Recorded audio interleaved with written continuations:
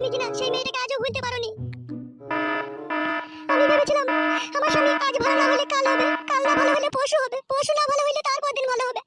কিন্তু তুই আমার এমন বারোচোদা ভাতার, তুই আমার এমন ভাতার, তুই কোনোদিনই ভালো হবে না। তুই ওই ঢেমনির পেছনে পেছনে ঘুরে জীবনটাকে ক্ষয় করবি। কিন্তু আমার যে আঙ্গুর শুকিয়ে কিশমিশ হয়ে গেছে সে খবর তুই একবারও রাখছিস না। বারোচোদা বৈধ ভাতার।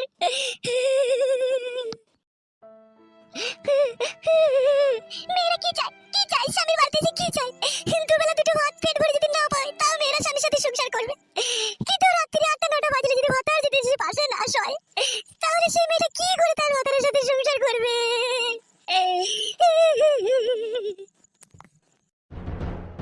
হাতটা সরাও আমার গায়ে থেকে।